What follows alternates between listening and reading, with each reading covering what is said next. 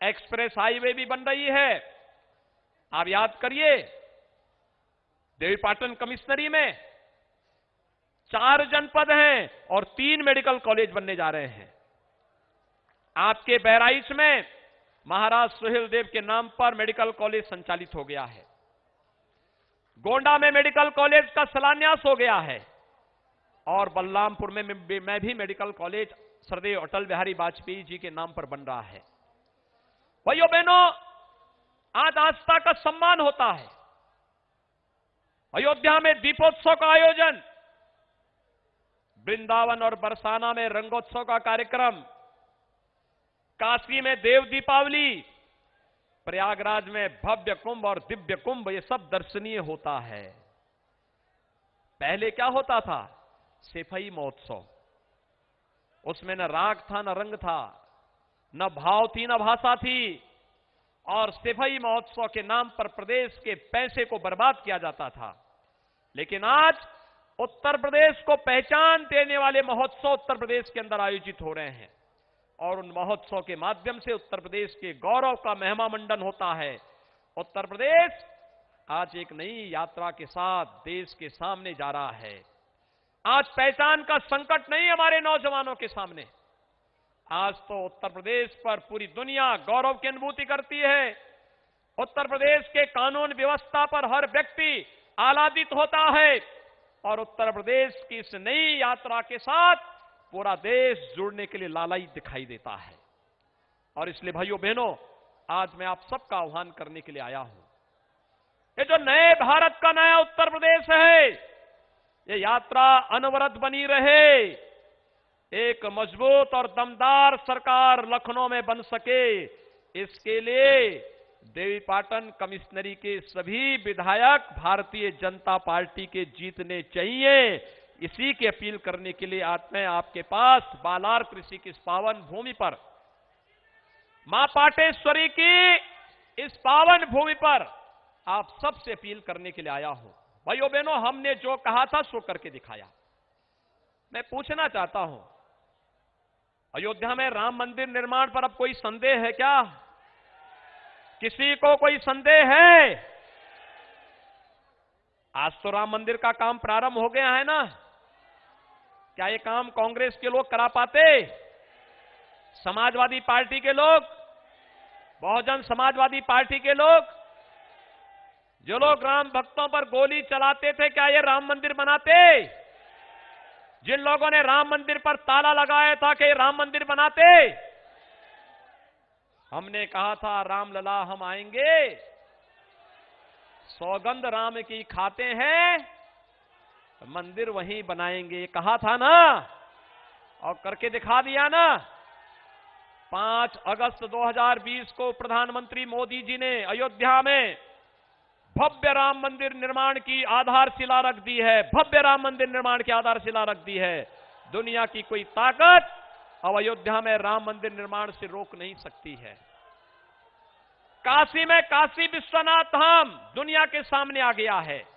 काशी को एक नई पहचान मिली है। मां विंध्यवासिनी धाम भी आज एक नए स्वरूप में दुनिया के सामने आ रहा है।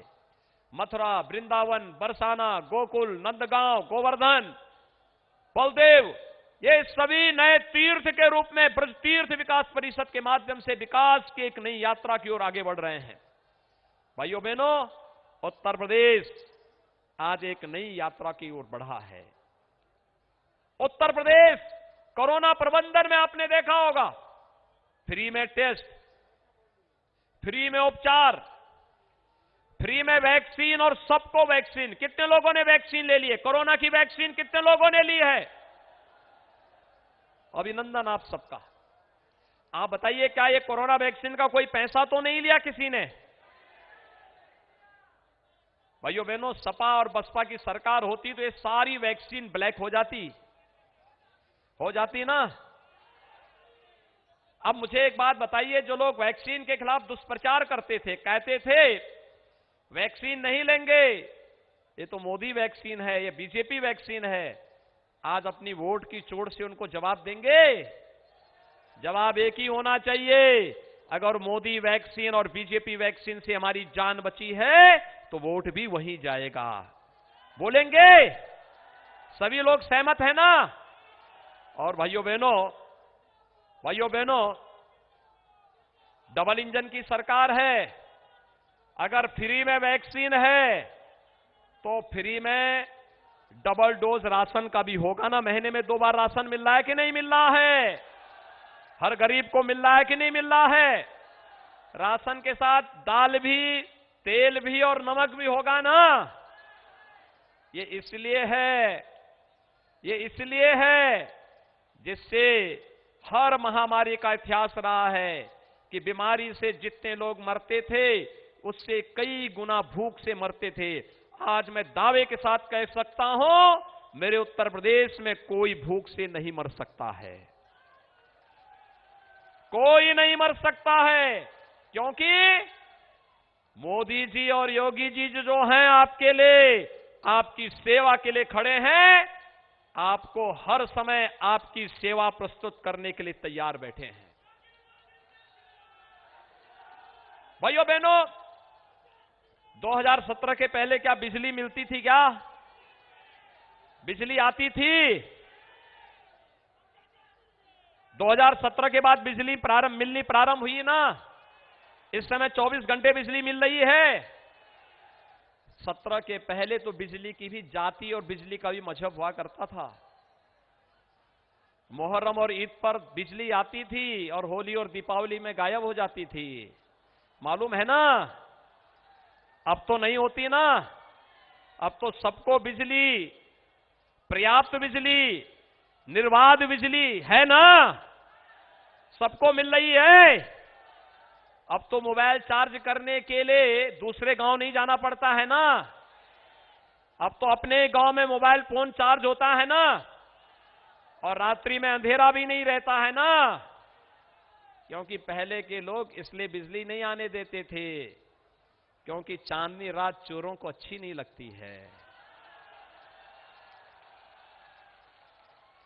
बिजली गायब कर दो, फिर किसान के खेत का पंपिंग सेट चोरी कर लो। यही तो होता था ना। आज तो हो नहीं सकता है। आज तो इस भय से मुक्ति मिली है ना। और इसलिए भाइयों बहनों, उत्तर प्रदेश आज एक देश की बड़ी अर्थव्यवस्था बनने की ओर अग्रसर है। नौजवानों के लिए नौकरी और रोजगार की सुविधा लेकर के सरकार आई है। याद करिए, 2017 के पहले कोई नौकरी निकलती थी तो सिपाही के चाचा भतीजा वसूली के लिए निकल पड़ते थे।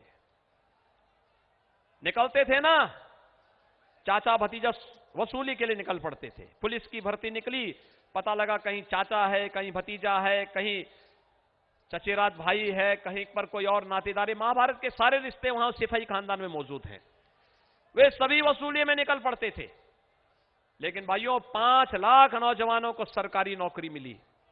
5 लाख सरकारी नौकरी नौजवानों को मिली।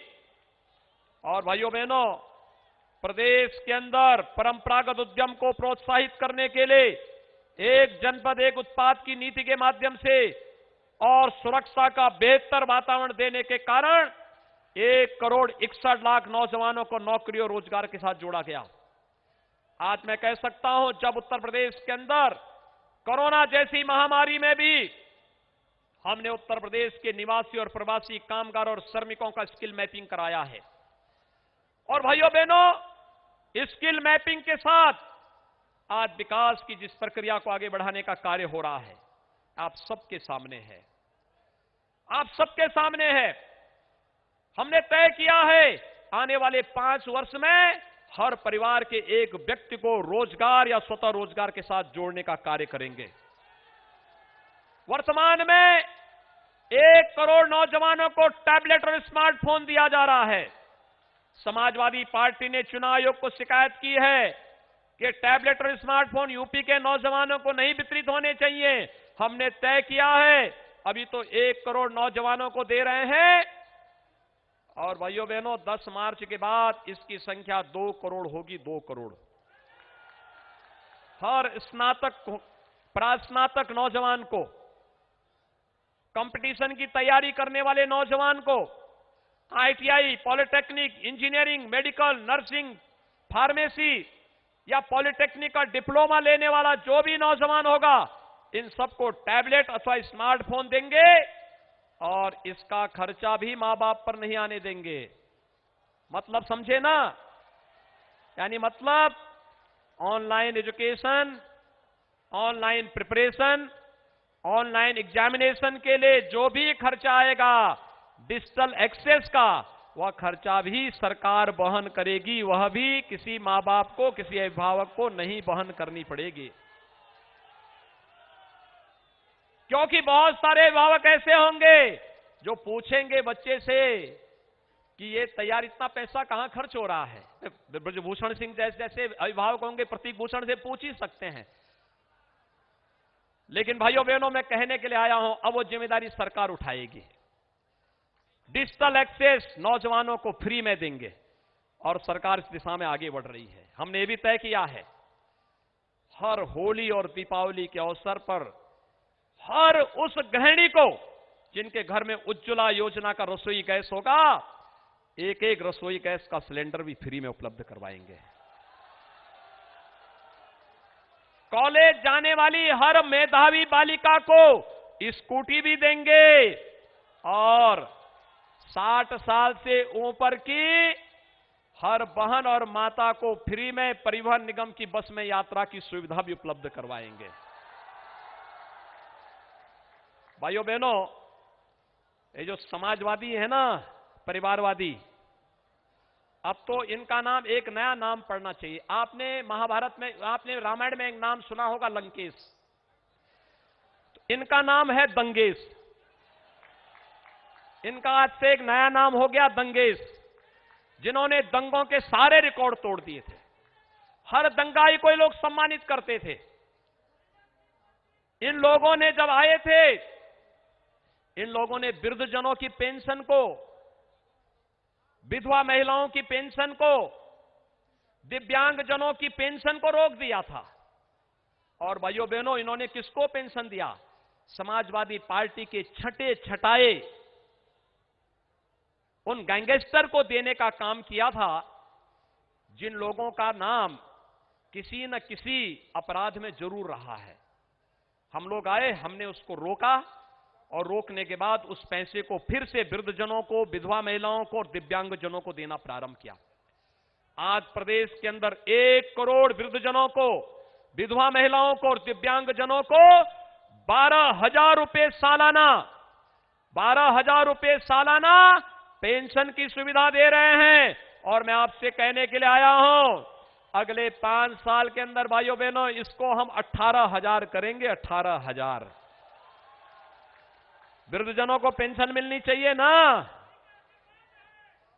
वृद्धजनों को पेंशन मिलनी चाहिए ना? विधवा महिलाओं को पेंशन मिलनी चाहिए ना? और दिव्यांगजनों को भी मिलनी चाहिए ना? सरकार इस जिम्मेदारी को लेने को तैयार है। और इसीलिए भाइयों बहनों, हमारा नौजवान अब कोचिंग करने के लिए से बाहर नहीं जाना पड़ेगा।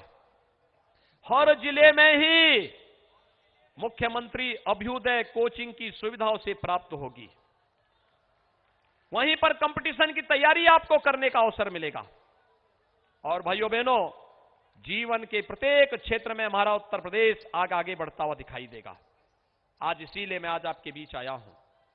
नए भारत की, इस नए उत्तर प्रदेश की इस यात्रा में इन लोगों ने उत्तर प्रदेश को कहां पहुंचा दिया था? सबसे बड़ी आबादी का राज्य और अर्थव्यवस्था में 6वें 7वें स्थान पर था। आज मेहनत करके उत्तर प्रदेश को देश की नंबर 2 की अर्थव्यवस्था बना दिया गया है। और अगले 5 वर्ष हमारे लिए महत्वपूर्ण होंगे, क्योंकि उत्तर प्रदेश को नंबर 1 की अर्थव्यवस्था बनाना है। आप सभी सहमत हैं? उत्तर प्रदेश नंबर 1 का प्रदेश बनना चाहिए कि नहीं बनना चाहिए?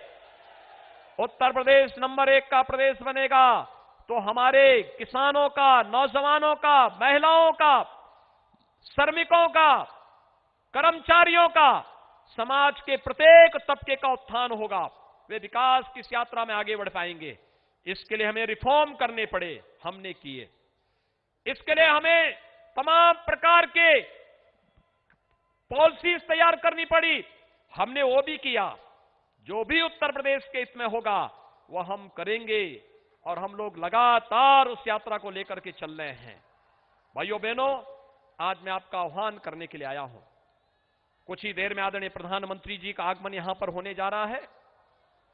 आप सबसे मेरी अपील होगी, जब तक प्रधानमंत्री जी मंच पर आते हैं सभी लोग यहां पर जमे रहेंगे।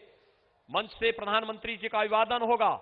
जोरदार स्वागत प्रधानमंत्री जी का होना चाहिए। आपके स्वागत से झलकना चाहिए उस समय कि देवीपाटन कमिश्नरी की सभी सीटें भारतीय जनता पार्टी की झोली में जाएंगी। सभी लोग बोलेंगे, सभी लोग सहमत हैं। इधर क्यों, इधर कमजोरी क्यों, इधर कंजूसी क्यों दिखा रहे हैं? इधर कंजूसी क्यों है और सड़क के उस पार भी कंजूसी क्यों है? एक कंजूसी कहीं नहीं दिखाना है। अरे यही असली लड़ाई है। इसी में साबित कर देना आर या पार। प्रदेश में दंगाइयों की, माफियाओं की, अराजकतावादियों की सरकार होगी या प्रदेश को सुरक्षा, सम्मान और स्वावलंबन को आगे बढ़ाने वालों की सरकार होगी, ये तय करने के लिए याद आए हैं। और भाइयों बहनों, इसी के लिए आपका आह्वान करने के लिए मैं आपके बीच यहां पर उपस्थित हुआ हूं। मेरी आप सबसे अपील है, आप इतनी देर से जो उत्साह दिखा रहे हैं, इस उत्साह को अगले 1 घंटे और बनाए रखने की आवश्यकता है और तेजी के साथ। और 27 फरवरी को जब मतदान होंगे तो भाइयों बहनों, मतदान के दिन भी पहला क्या होना है? क्या होगा? पहले मतदान, पहले मतदान, पहले मतदान, पहले मतदान। सड़क के उस पार भी बोलिए, भैया आपके लिए जगह नहीं हो पाई, हम लोग माफी चाहेंगे, अगली बार और बड़ा मैदान बनाएंगे। आप सहमत हैं ना? पहले मतदान, प्रातः काल उठते ही सबसे पहले 5 बजे जागरण करना,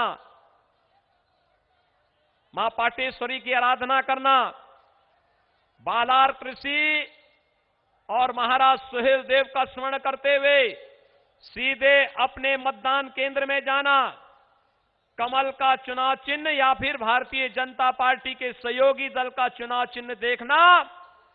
जहां भारतीय जनता पार्टी के प्रत्याशी हैं वहां पर भारतीय जनता पार्टी के प्रत्याशी को चुनाव चिन्ह पर कमल के निशान पर, और जहां सहयोगी दल के होंगे वहां सहयोगी दल के प्रत्याशी के चुनाव चिन्ह पर जोरदार तरीके से ईवीएम को दबाना।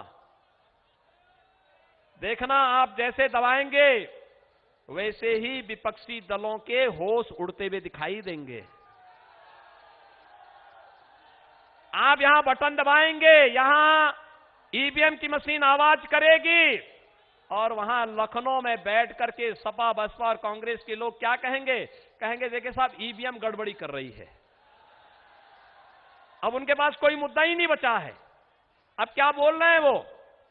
अब अपनी नाकामयाबियों को कहां फोक रहे ठेकड़ा? कहते हैं ईवीएम में गड़बड़ी है। अपने कारनामों को नहीं देखते, अपने कारनामों को नहीं देखते। अब कहते हैं ईवीएम में गड़बड़ी है। उनको बोलना चाहिए, मैं पूछना चाहता हूं, क्या ये कोरोना कालखंड में कोई देखने के लिए आया था क्या? कांग्रेस, सपा, बसपा का कोई नेता हालचाल लेने के लिए आया था? जब वे आपका हालचाल लेने नहीं आते हैं तो आप उनका हालचाल क्यों लेते हैं? कोई जरूरत नहीं है। भाइयों बहनों, ये लोग तो समाज के लिए भी और प्रदेश के लिए भी और देश के लिए भी बोझा बनेंगे, हैं कि नहीं? ये बोझा जो संकट में साथी ना बने, क्या वे सच्चे साथी हो सकते हैं क्या? वे अवसरवादी हैं। चुनाव के समय दिखाएंगे, बाकी शेष समय गायब हो जाएंगे। उसके बाद लखनऊ, दिल्ली के बाद कहीं उनका अता पता नहीं होगा। चुनाव के समय लोग मंडराते रहते हैं। इसकी चिंता के बगैर आज विकास की जिस यात्रा को, सुशासन के जिन कार्यक्रमों को लेकर के, गरीब कल्याणकारी योजनाओं को लेकर के, हर गरीब का मकान बन रहा है, हर गरीब के घर में बिजली का कनेक्शन लग रहा है, हर एक जगह मेडिकल कॉलेज बन रहे हैं, हर जगह हाईवे, रेलवे, एयरपोर्ट। श्रावस्ती में भी हम एयरपोर्ट बना रहे हैं, श्रावस्ती में एयरपोर्ट बन रहा है। कुछ ही दिनों के बाद श्रावस्ती से जब हवाई जहाज की यात्रा प्रारंभ होगी, लखनऊ की दूरी मात्र आधे घंटे में, दिल्ली की दूरी 1 घंटे में पूरी कर लेंगे, मुंबई की दूरी 1.5 घंटे में पूरी कर लेंगे, गोरखपुर की दूरी आधे घंटे में पूरी कर लेंगे। मेडिकल कॉलेज बनेगा भाइयों बहनों, आप देखना तो यहीं पर यहां के नौजवान डॉक्टर बनेंगे। हमारे नौजवानों को कहीं और नहीं जाना पड़ेगा। और भाइयों बहनों, इसी का आह्वान करने के लिए आज हम आए हैं। भारतीय जनता पार्टी ने किया है, कर रही है। अभी तो हम लोग एक और कार्य को आगे बढ़ा रहे हैं। बता दूं, हर घर नल की योजना, आरओ का पानी हर एक घर में टोंटी के माध्यम से पहुंचेगा।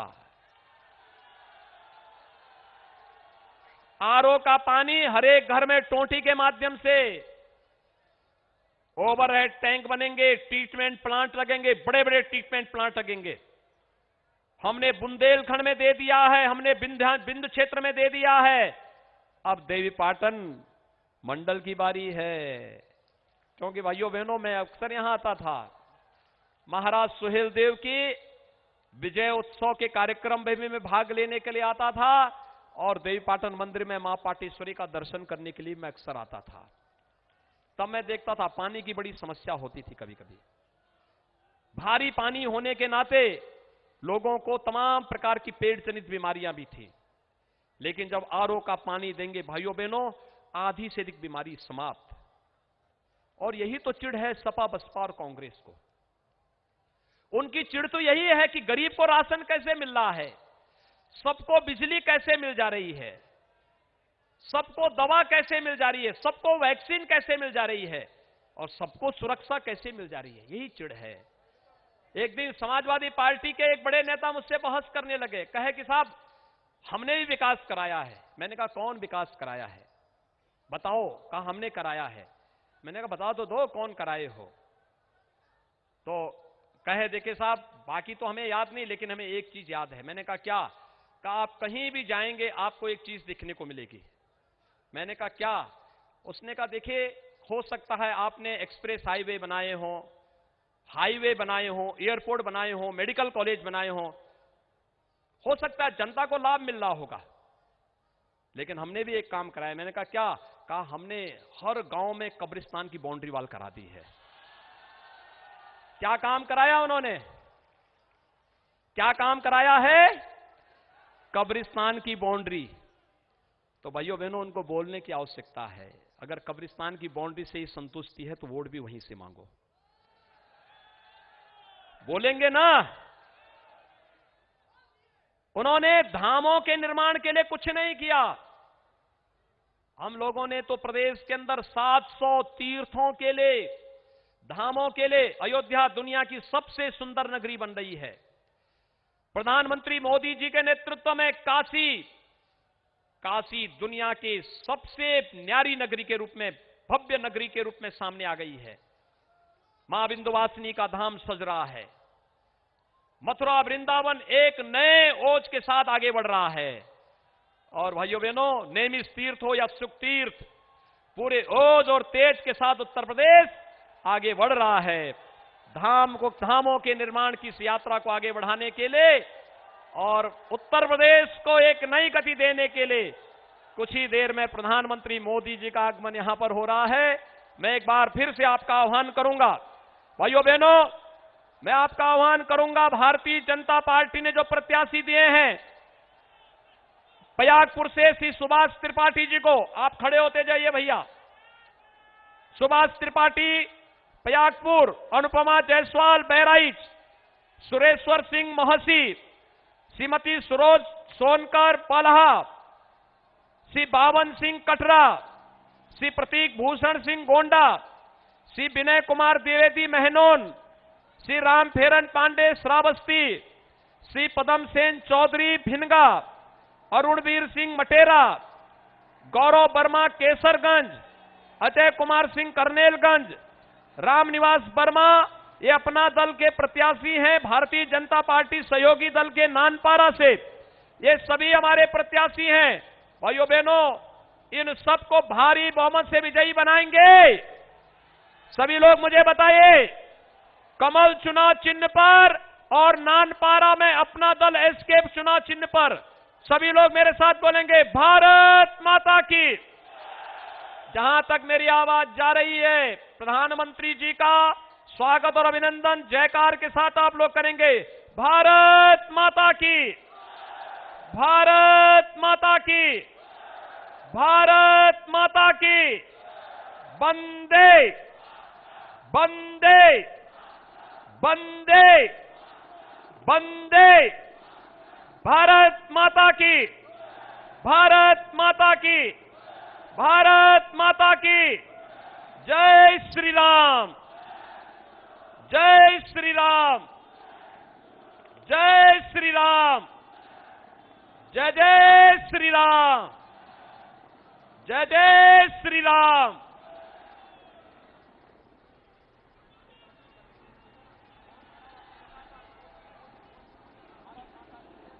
भारत माता की, भारत माता की। मोदी योगी जय श्री राम, मोदी योगी जय श्री राम। जैसे ही मोदी जी मंच पर आएंगे, लगातार हम लोग मोदी मोदी मोदी मोदी मोदी, हाथ उठाइए ऊपर, हाथ उठाइए ऊपर, मोदी मोदी मोदी मोदी मोदी मोदी मोदी मोदी, हाथ उठा करके, भारत माता की, भारत माता की, भारत माता की, भारत माता की।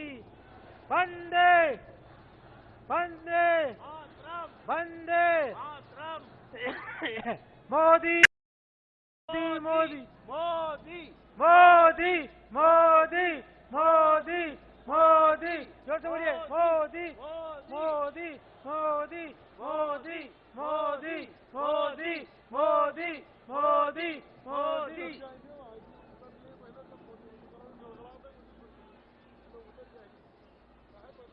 भारत माता की, भारत माता की। मोदी योगी जय श्री राम,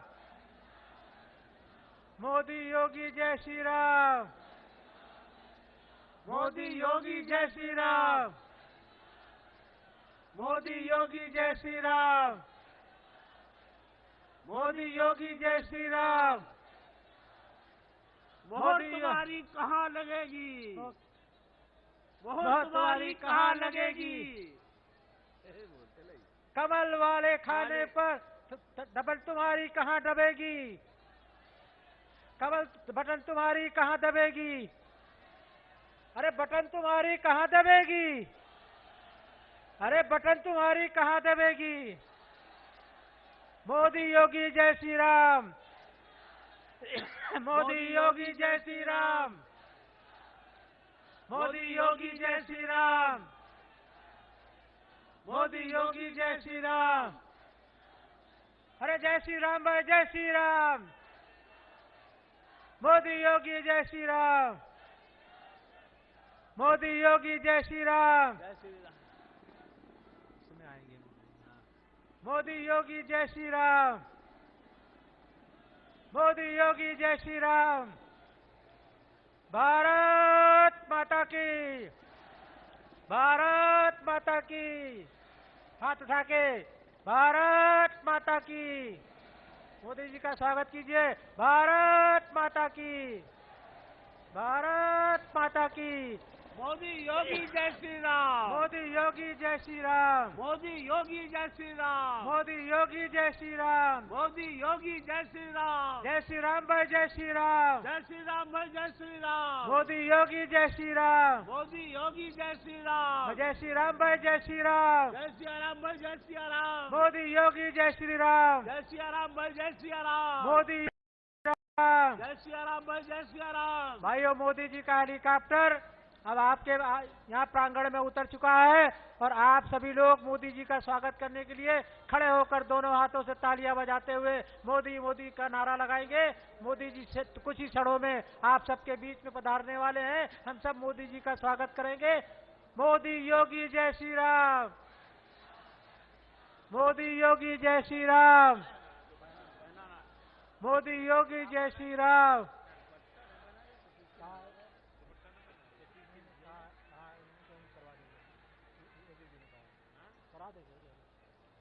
मोदी योगी जय श्री राम। आप जो राम को लाए हैं, जो राम को लाए हैं, जो राम को लाए हैं, हम कृष्ण को भी लाएंगे।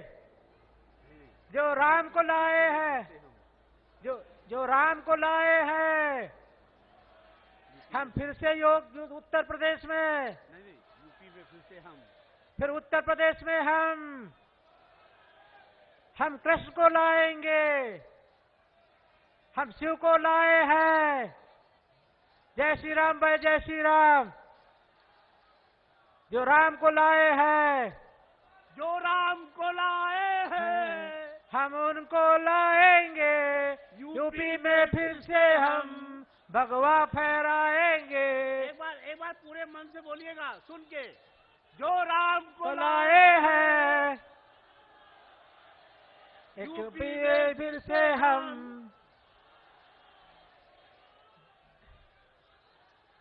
आवाज नहीं आ रही?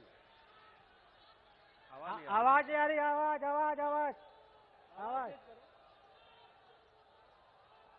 आवाज दो, हम एक है। आवाज दो, हम एक है। उठा के, दोनों हाथ उठा के आवाज दो। हम एक है। आवाज दो, हम एक है। आवाज दो। हम एक है। बटन तुम्हारा कहाँ दबेगा? अरे बटन तुम्हारा कहाँ दबेगा? अमल वाले खाने पे, अरे बटन तुम्हारा कहाँ दबेगा? अमल वाले खाने पर। मोदी योगी जय श्री राम, जय श्री राम, जय श्री राम, मोदी योगी जय श्री राम, जय श्री राम, जय श्री राम, मोदी योगी जय श्री राम, जय श्री राम, जय श्री राम, मोदी योगी जय श्री राम। जय श्री राम, जय श्री राम। अरे बटन तुम्हारा कहाँ दबेगा? कमल वाले खाने में, कमल वाले खाने पर, कमल वाले खाने पर बटन तुम्हारा कहाँ दबेगा? कमल वाले खाने पर। जय श्री राम, जय श्री राम। अरे मोदी योगी जय श्री राम, अरे मोदी योगी जय श्री राम। विकास का दूसरा नाम मोदी योगी जय श्री राम। विकास का दूसरा नाम मोदी योगी जय श्री राम। जय श्री राम, जय श्री राम। विकास का दूसरा नाम जय श्री राम, जय श्री राम। जय श्री राम, जय श्री राम। मोदी योगी जय श्री राम। जय श्री राम, जय श्री राम। मोदी जी मंच पर आ रहे हैं, आप लोग कृपा करके मोदी मोदी मोदी करना है। दोनों हाथों से दोनों ताली बजाते हुए, हाथ उठाते हुए, जोरदार तालियां बजाते हुए। अब तो आने वाले ना। अब तो मोदी मोदी अभ्यास कर लीजिए। दोनों हाथ ऊपर होने चाहिए। मोदी जी जब मंच पर आ जाए तो आपके दोनों हाथ ऊपर, केवल मोदी योगी, मोदी। ठीक है ना? एक बार अभ्यास करेंगे। चलिए, मोदी मोदी मोदी मोदी मोदी मोदी मोदी मोदी मोदी मोदी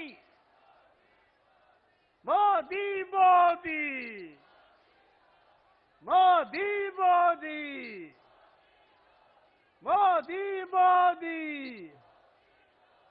मोदी योगी, मोदी योगी, मोदी योगी, मोदी योगी, मोदी योगी, मोदी योगी। हाँ, वो तो हो जाएगा, करवा दीजिएगा। क्या नाराज होंगे, नाराज होंगे। मोदी जी आपके प्रांगण में उतर चुके हैं। शीघ्र ही हम लोगों के बीच में मोदी जी का आगमन होने वाला है। मोदी जी का आगमन हो तो दोनों हाथों को ऊपर उठा करके जोर जोर से बोलिएगा, मोदी योगी जय श्री राम,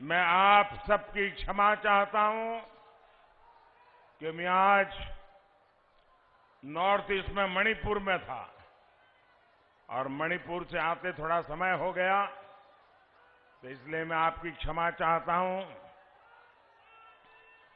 लेकिन ये जो दृश्य मैं देख रहा हूं, कहीं पैर रखने की भी जगह रखी है कि नहीं?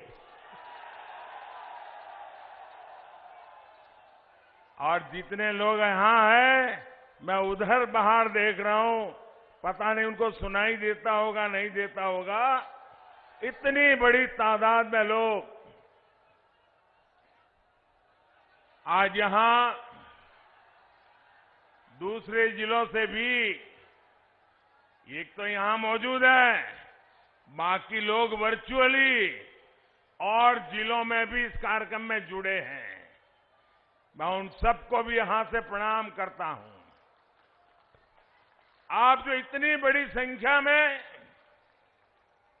हम सबको, भारतीय जनता पार्टी को आशीर्वाद देने आए हैं, उससे साफ है कि यूपी चुनाव में इस बार भी जीत का चौका लगने वाला है, चौका।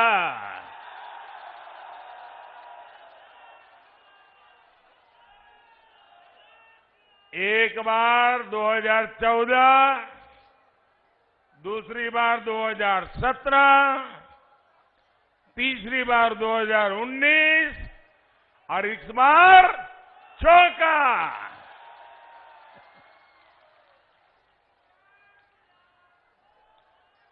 यूपी के लोग 22 में भी गौर परिवारवादियों को हराने के लिए फैसला कर चुके हैं। भाई और बहनों,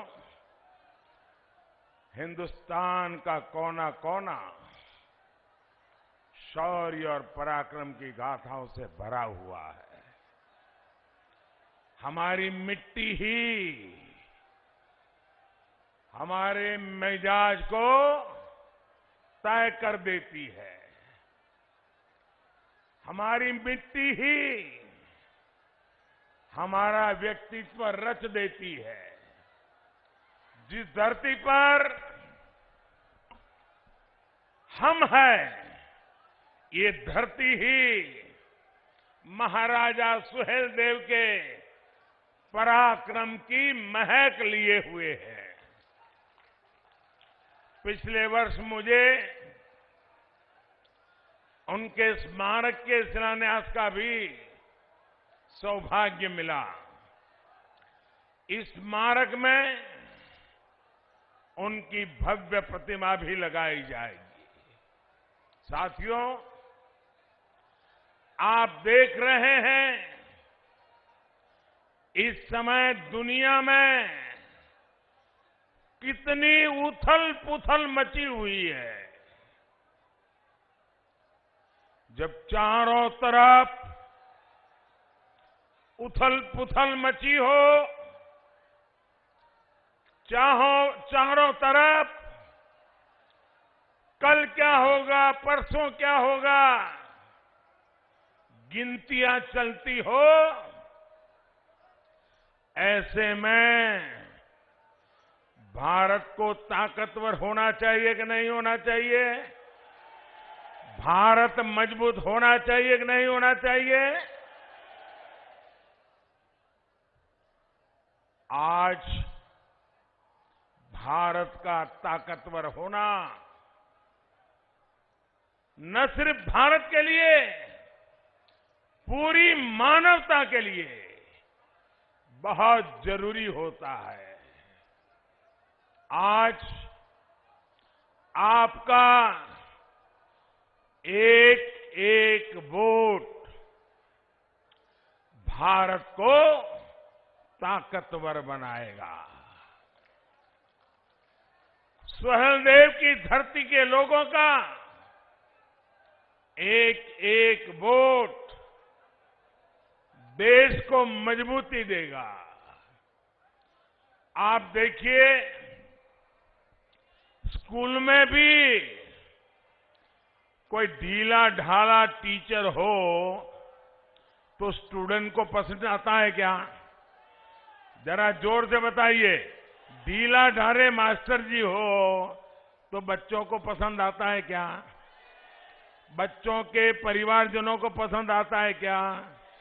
माँ भी चाहते हैं ना कि टीचर मजबूत होना चाहिए। चाहते कि नहीं चाहते? आपके इलाके में दरोगा भी बिल्कुल ढीला ढाला हो तो किसी को पसंद आता है क्या? दरोगा भी मजबूत चाहिए, ऐसा आपको लगता है कि नहीं लगता है?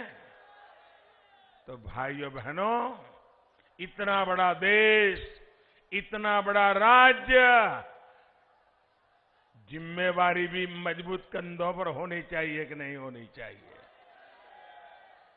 और इसलिए भाइयों बहनों, जब टफ टाइम होता है, जब टफ टाइम होता है तो टफ लीडर होना भी जरूरी होता है।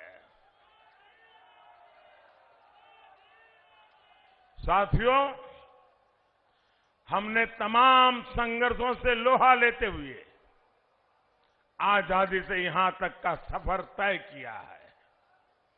हर भारतीय का ध्येय एक विकसित समृद्ध भारत है।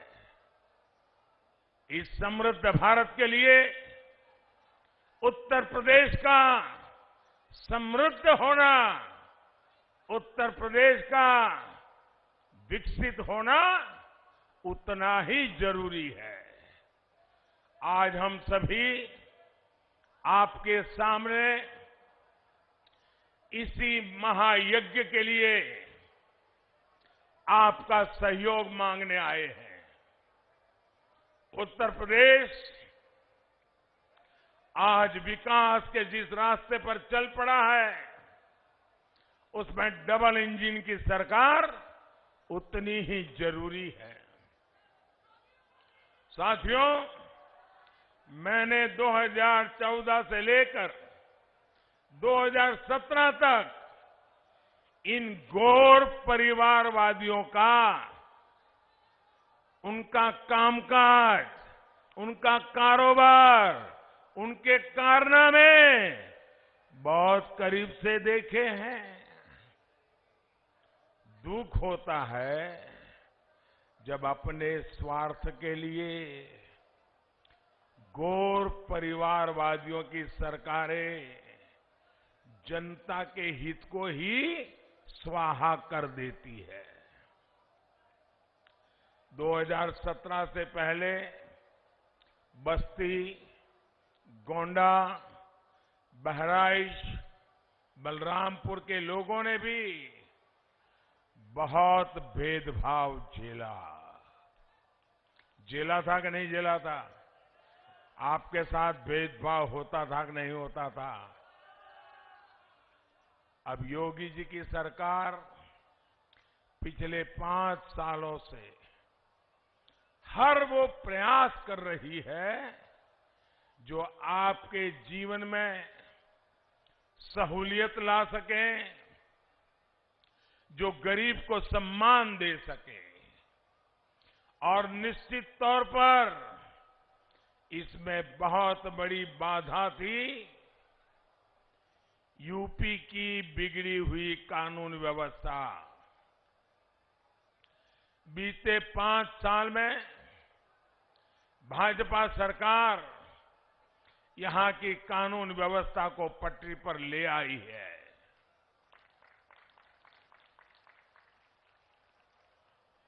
वो जो आपके हक की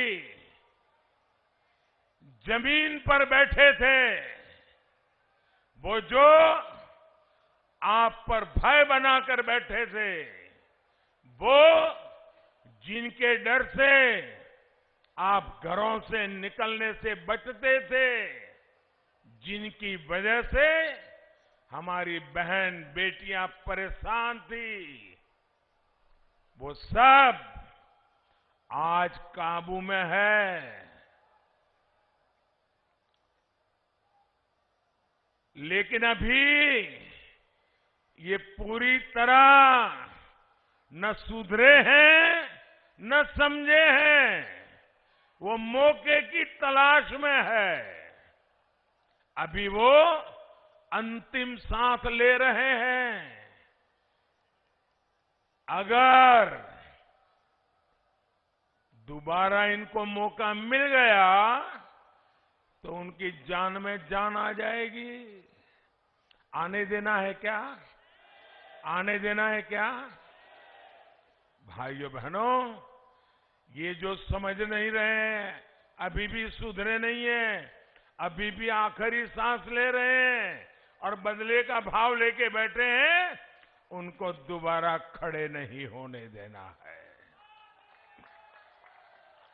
साथियों, भाजपा सरकार के प्रयासों की वजह से अब उत्तर प्रदेश में डर का माहौल दूर हो रहा है और डर उनको लग रहा है जो दशकों तक निर्दोषों को डराते रहते थे, वो आज डर के मारे कांप रहे हैं। आपके लिए आगे बढ़ने के रास्ते खुल रहे हैं, नए रास्ते बन रहे हैं। आप बच्चे को अच्छी शिक्षा देना चाहते हैं, इसलिए भाजपा सरकार स्कूलों की स्थिति सुधार रही है। आप अपने बच्चों को उच्च शिक्षा देना चाहते हैं, इसलिए भाजपा सरकार हर जिले में मेडिकल कॉलेज खोल रही है, नए इंजीनियरिंग संस्थान बना रही है, आईटीआई पॉलिटेक्निक में सीटें बढ़ा रही है। आप अपनी दुकानदारी करना चाहते हैं, अपना कारोबार शुरू करना चाहते हैं, इसलिए भाजपा सरकार मुद्रा योजना के जरिए आपको बैंकों से आर्थिक मदद दे रही है। स्टार्टअप योजना के जरिए आपको पैसा दे रही है। आप चाहते हैं कि इलाज पर खर्च कम हो, बेहतर इलाज की सुविधा मिले, इसलिए भाजपा सरकार आयुष्मान योजना के तहत 5 लाख रुपए तक के मुफ्त इलाज की सुविधा दे रही है। गांव देहात में भी हेल्थ और वेलनेस सेंटर बनवा रही है। सामान्य मानवी के जीवन के हर पड़ाव, उसकी हर जरूरत, उसको ध्यान में रखकर हमारी सरकार योजनाएं लागू कर रही है। और ये सब काम बिना भेदभाव हो रहा है, बिना तुष्टीकरण किए हो रहा है। और यही तो है सबका साथ, सबका विकास, सबका विश्वास और सबका प्रयास।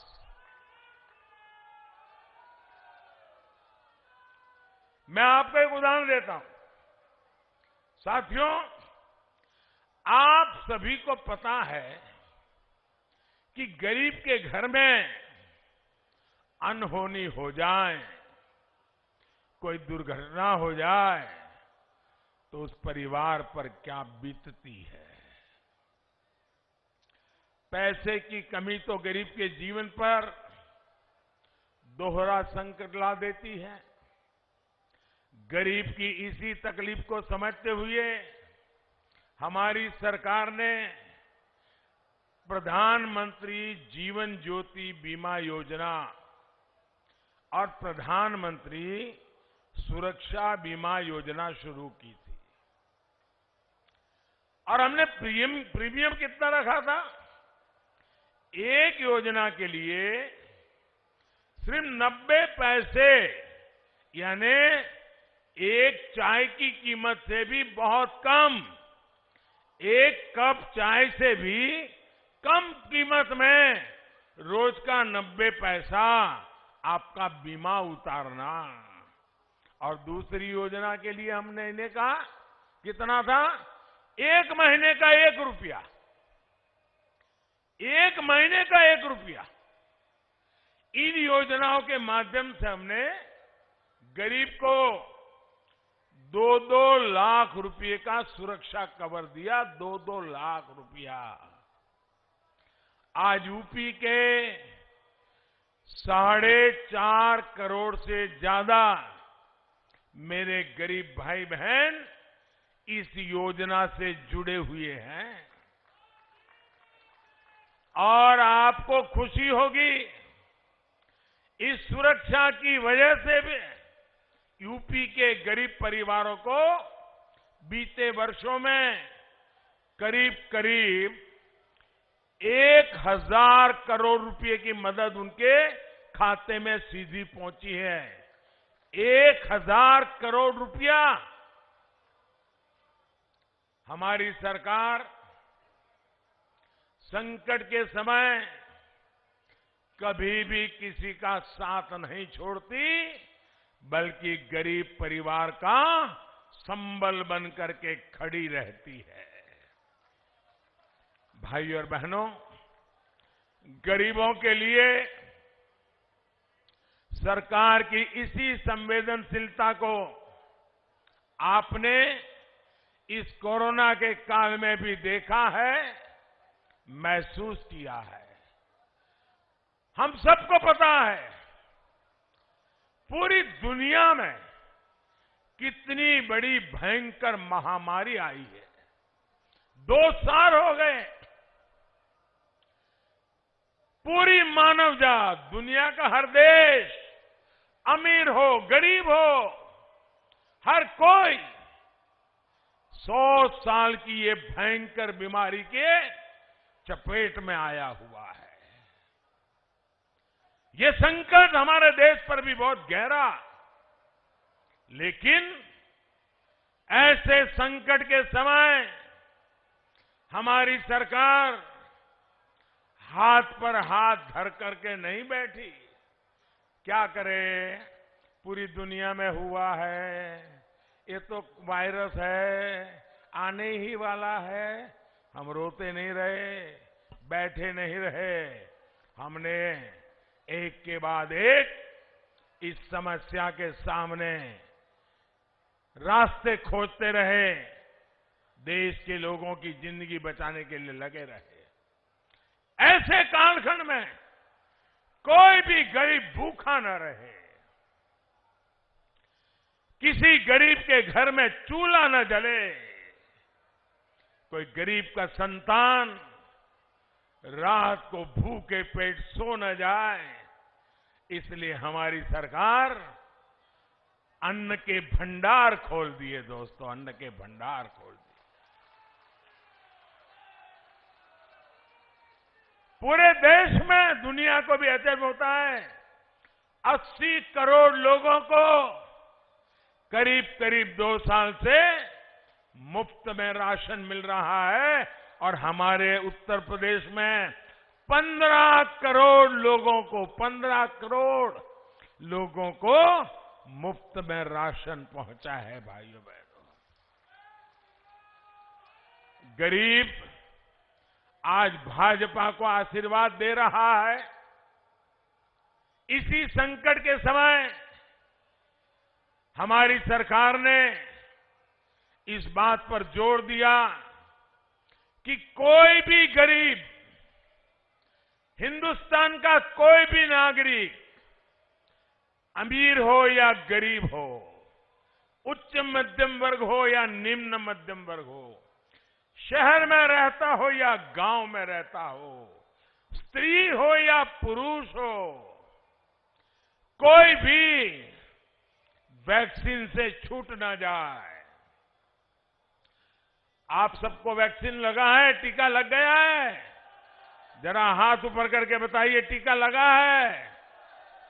आप मुझे बताइए, आपको टीका लगाने के लिए एक नया पैसा भी खर्चा करना पड़ा क्या? जोर से बोलिए ताकि ये जरा गौर परिवारवादियों को पता चले। कोई खर्चा आया क्या?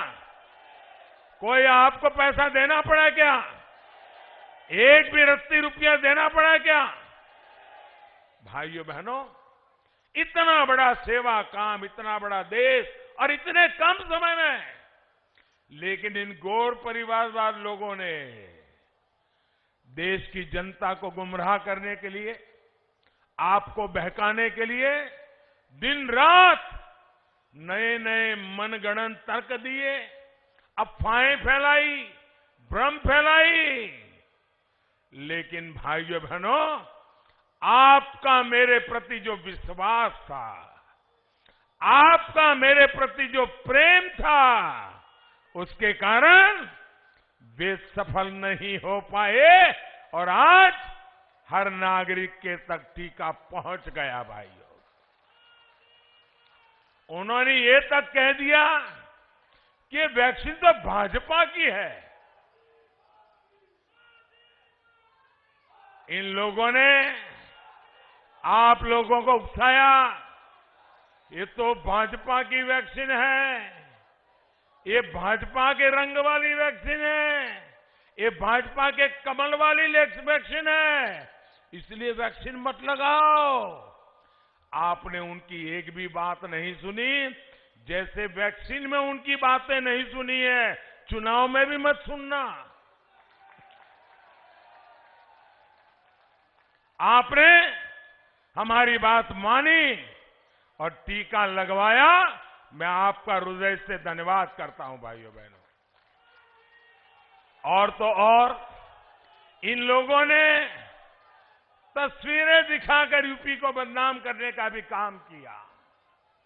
साथियों, दशकों दशक तक हमारे यहां गरीबी हटाओ के नाम पर, समाजवाद के नाम पर सिर्फ और सिर्फ वोट बटोरे गए और बाद में धन लूटा गया। लेकिन जो इतने वर्षों तक देश की सत्ता में रहे, यूपी में जिन्होंने हमसे पहले सरकार चलाई, उन्होंने गरीब को गरीबी से लड़ने के लिए न अस्त्र दिए, न शस्त्र दिए, न उनको कोई समर्थन दिया। 2014 में जब आपने हमें अवसर दिया तो हमने इस पुरानी सोच को बदलने के लिए कदम उठाए। बैंकों के दरवाजे गरीब, दलित, पिछड़े, किसान, मजदूर, महिलाओं के लिए हमने खोलना, ऐसा ही एक बड़ा कदम था। गरीब कभी बैंक के दरवाजे तक नहीं जा सकता था, आजादी के इतने दशकों के बाद भी नहीं जा सकता था। हमने बैंक के दरवाजे गरीबों के लिए खोल दिए दोस्तों। वरना पहले ये माना जाता था कि जिसके पास पैसा होता है वही बैंक जाता है, गरीब के पास भी बैंक खाता हो। पहले की सरकारों ने इसकी जरूरत ही नहीं समझी। ये भाजपा की सरकार है जिसने देश भर में 44 करोड़ गरीबों के जनधन खाते खुलवाए भाइयों बहनों। और इन जनधन खातों की ताकत देखिए। ये मेरा घोर विरोध करने वालों ने आंख बंद करके उस समय जनधन खाते का भी विरोध किया था, उसकी भी मजाक उड़ाई थी। बोले लोगों के पास पैसे नहीं है, खाते खुल करके क्या करेंगे, ये जनधन खाता तो ड्रामा है, ऐसे ही बैंक के कागज खराब कर रहे हैं, ऐसी ऐसी बातें बोली थी। लेकिन जनधन खातों की ताकत देखिए साथियों। बच्चों की पढ़ाई के लिए सरकारी मदद बिना बिचौलिए, बिना कट, सीधे बैंक खाते में पहुंच जाती है। पीएम किसान निधि, कोई बिचौलिया नहीं, सीधा छोटे किसानों के और हर किसान के बैंक खाते में पैसा पहुंच जाता है। फसल बेची तो पैसा सीधा बैंक खाते में आ रहा है। आज कोई सब्सिडी आनी है तो सीधे बैंक खाते में आती है।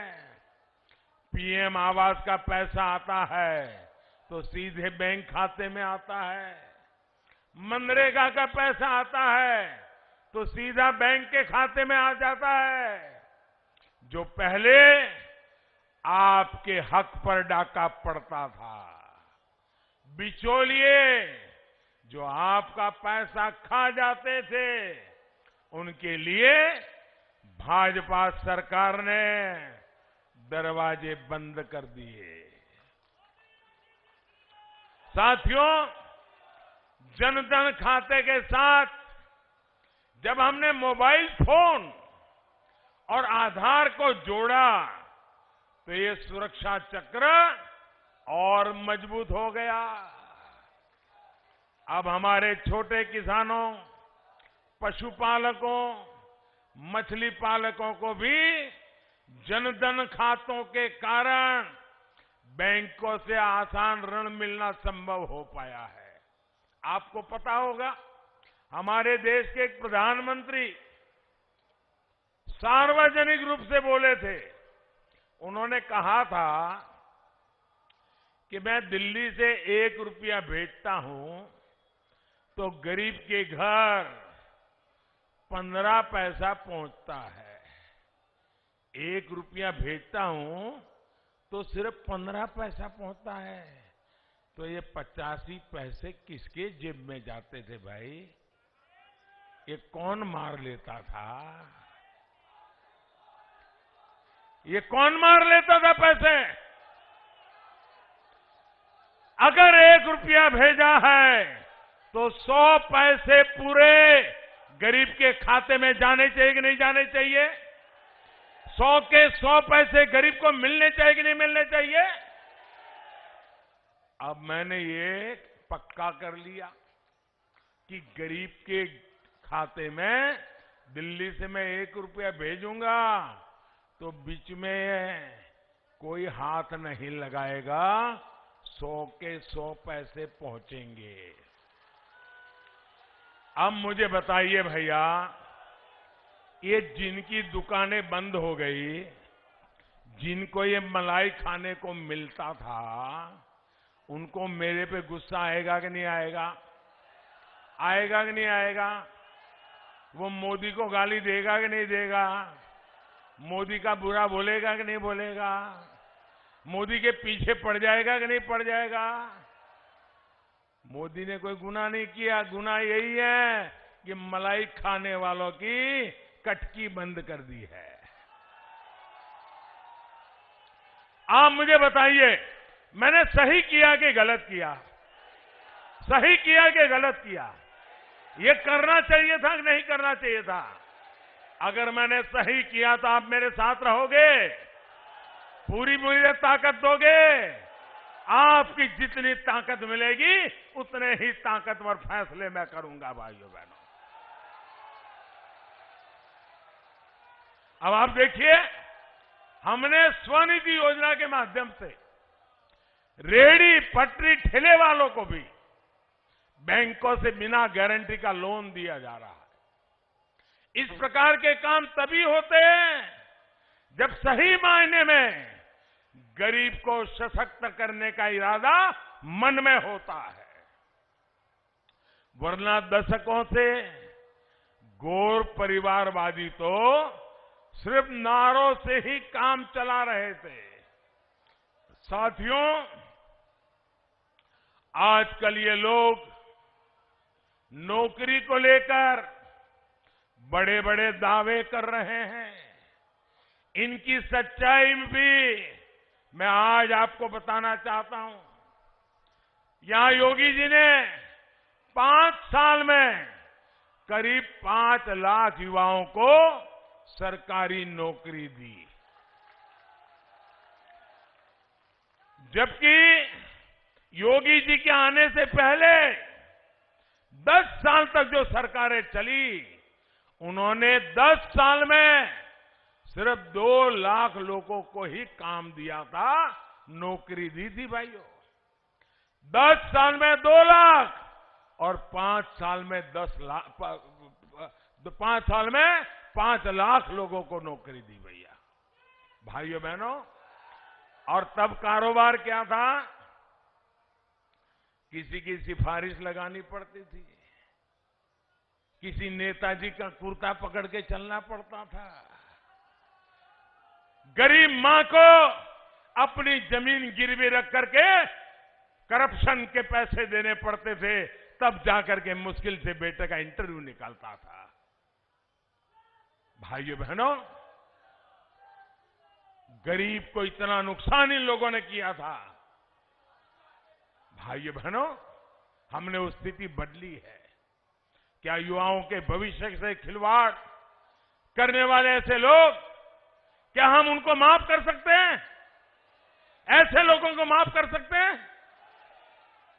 ग्रुप सी और ग्रुप डी की भर्तियों में हमने इंटरव्यू समाप्त करने का भी बहुत बड़ा निर्णय कर लिया और उसका लाभ भी ये सब कटकी कंपनी को दरवाजे दिखा दिए। भाइयों बहनों, दरवाजे दिखाइए और गरीब को अर्जी करने पर योग्यता के आधार पर घर पे ऑर्डर आ जाता है। भाइयों साथियों, आज ये परिवारवादी लोग किसानों की भी बातें करने लग गए हैं।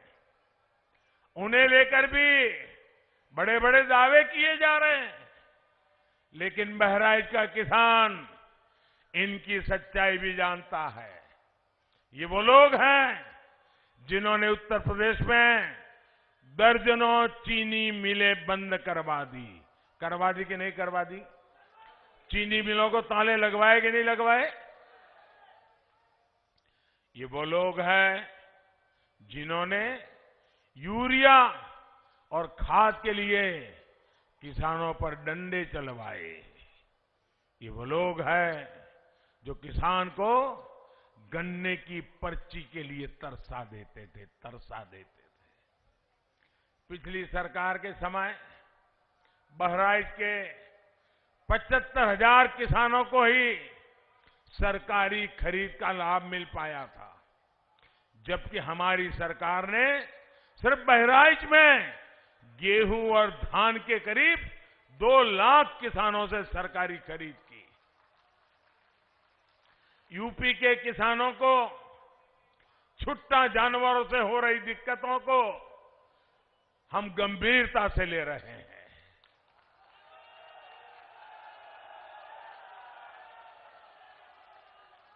हमने रास्ते खोजे हैं दोस्तों, और मैं आपकी इस चिंता को पूरी तरह समझता हूं और मैं आपको बताता हूं, मैं रास्ता खोज करके लाया हूं दोस्तों। 10 मार्च को आचार संहिता समाप्त होने के बाद, नई सरकार बनने के बाद योगी जी के नेतृत्व में उन सारी नई योजनाओं को हम लागू कर देंगे। भाइयों,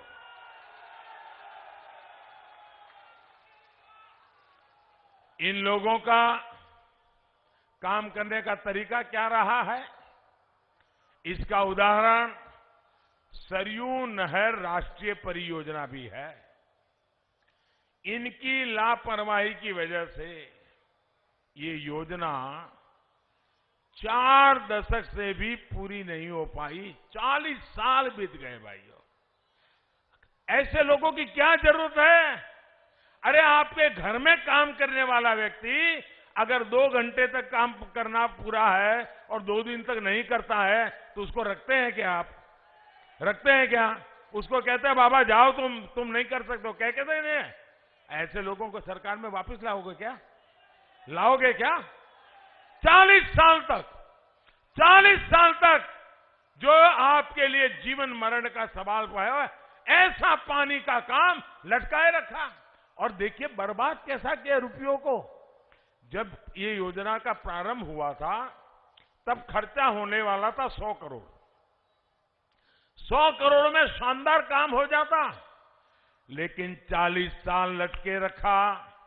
जो आए उन्होंने कटकी की, हर किसी ने अपनी मलाई खाने का रास्ता खोजा, और जाते जाते 100 करोड़ का काम 10,000 करोड़ रुपए तक पहुंचा। 10,000 करोड़, ये पैसे आपके थे जो बर्बाद कर दिए इन लोगों ने।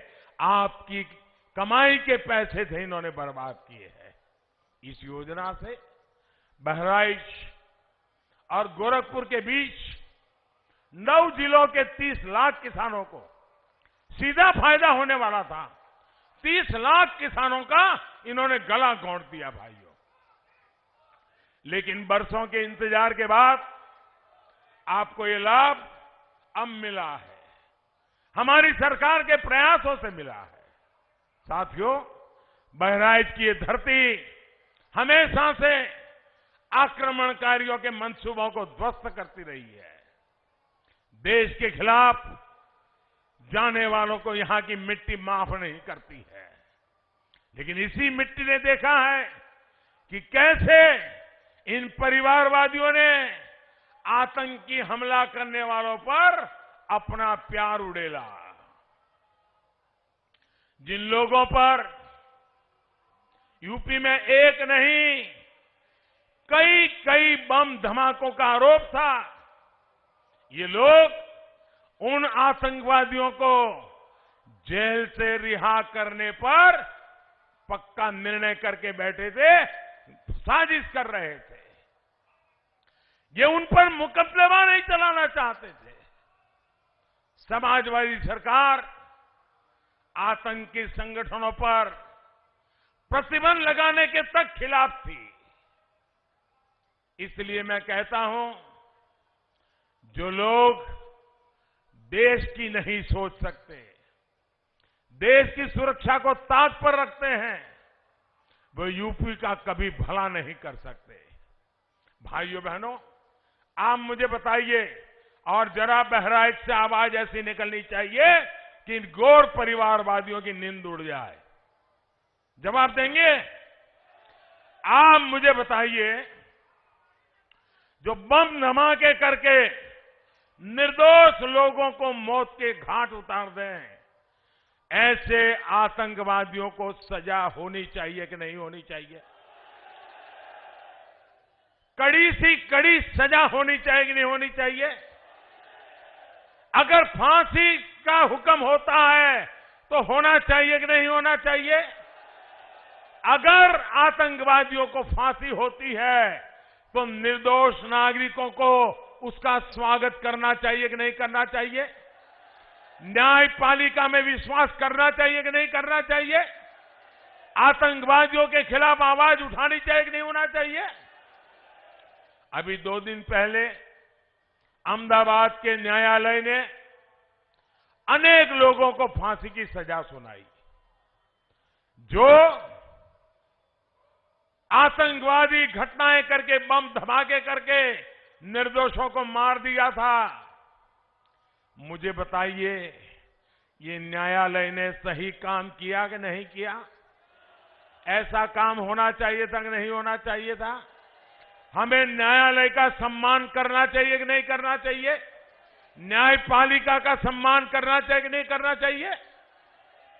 लेकिन ये चुप बैठे हैं, चुप बैठे हैं, क्योंकि उनको मालूम है अब सारा खेल जनता के सामने खुल चुका है।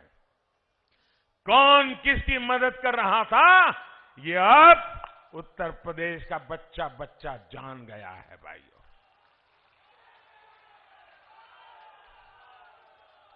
बहराइच, गोंडा, श्रावस्ती, बलरामपुर जिलों में विकास को रफ्तार दी जा सके, इसके लिए कई 100 करोड़ रुपए इसकी योजनाओं पर तेजी से काम चल रहा है। बहराइच गोंडा रेल मार्ग पर इलेक्ट्रिक ट्रेन की शुरुआत का रास्ता खुल गया है। यहां नए पुल बनाना हो या फिर कनेक्टिविटी के काम, हमारी हर कोशिश उत्तर प्रदेश के विकास के लिए है। 10 मार्च के बाद हमारी सरकार ऐसे कार्यों के लिए, आपकी सेवा के लिए नई ऊर्जा के साथ जुटेगी। लेकिन भाई और बहनों, आपको ये और बात गांठ बांध लेनी है, माफियावादियों को मौका मिला तो ये लोग गांव गरीब की योजनाओं को बंद कर देंगे, बदले की भावना से बंद करेंगे। जिसको मौका पड़ेगा वो बदला लेने की ताक में है। क्या बदला लेने देंगे? बदला लेने देंगे? जो बदला लेना चाहते हैं उनको आने देंगे? ये बदला वालों को अवसर देंगे? भाइयों बहनों, कमीशन, क्राइम, कब्जेदारी, यही लोग फिर से मैदान में उतर आएंगे। इसलिए आपको ज्यादा से ज्यादा संख्या में भाजपा को वोट देना है। कमल के निशान पे बटन दबाना है। एक वोट भी छूटना नहीं चाहिए। आप मुझे बताइए, आज मैं हेलीकॉप्टर से देख रहा था, इतनी जबरदस्त भीड़, इतनी जबरदस्त भीड़, इतनी बड़ी तादाद में आप लोग आए हैं। आप थक गए होंगे। अब मन करता होगा मोदी जी आ गए, योगी जी आ गए, सभा शानदार हो गई, चलो अब सो जाते हैं। सो जाएंगे? नहीं सो जाएंगे ना, घर घर जाएंगे। ऐसे नहीं, जवाब पूरी ताकत से दो। घर घर जाएंगे, मतदाताओं को मिलेंगे, मेरी बात पहुंचाएंगे, मेरे प्रणाम उनको कहेंगे। मोदी जी आए थे, आपको नमस्ते बोला है, बता देंगे और बताएंगे मोदी जी ने आपसे कुछ मांगा है। आप उनको बताएंगे मोदी जी ने कहा है वोट डालना है, बताएंगे। कमल पे वोट डालने के लिए कहेंगे, ज्यादा से ज्यादा वोटिंग करवाएंगे। हर पोलिंग बूथ आगे निकल जाएगा, पहले से ज्यादा वोट करवाएंगे। पक्का? मैं आप पे भरोसा करूं? अरे मुझे विश्वास है दोस्तों, आपने जो सभा आज करके दिखाई है, आप इन सबको जिता करके लाएंगे, ये मुझे पूरा भरोसा है। भाइयों मेरे साथ बोलिए, भारत माता की। दोनों मुट्ठी बंद करके पूरी ताकत से बोलिए, भारत माता की, भारत माता की। सभी उम्मीदवारों से मेरी प्रार्थना है, आगे आ जाए, योगी जी भी आगे आ जाए।